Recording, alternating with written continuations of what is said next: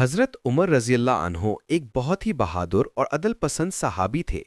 جب آپ خلافت میں آئے تو آپ نے لوگوں کے حقوق اور انصاف کو سب سے اوپر رکھا۔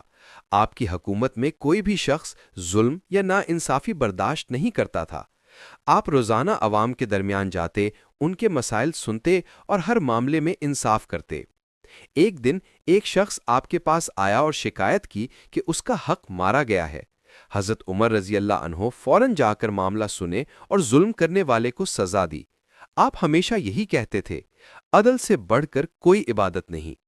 آپ نہ صرف دنیاوی انصاف میں مشہور تھے بلکہ اللہ کی عبادت اور سنت کی پیروی میں بھی سب سے آگے تھے۔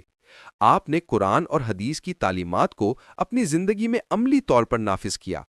حضرت عمر رضی اللہ عنہ کی زندگی ہمیں یہ سکھاتی ہے کہ قیادت صرف طاقت یا عہدہ نہیں بلکہ عدل، انصاف اور اللہ کی رضا کے لیے کام کرنا ہے۔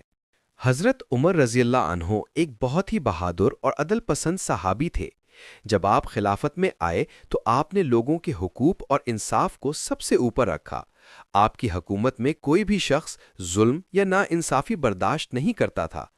آپ روزانہ عوام کے درمیان جاتے، ان کے مسائل سنتے اور ہر معاملے میں انصاف کرتے۔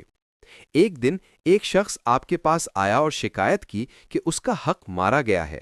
حضرت عمر رضی اللہ عنہ فوراً جا کر معاملہ سنے اور ظلم کرنے والے کو سزا دی۔ آپ ہمیشہ یہی کہتے تھے، عدل سے بڑھ کر کوئی عبادت نہیں۔ آپ نہ صرف دنیاوی انصاف میں مشہور تھے بلکہ اللہ کی عبادت اور سنت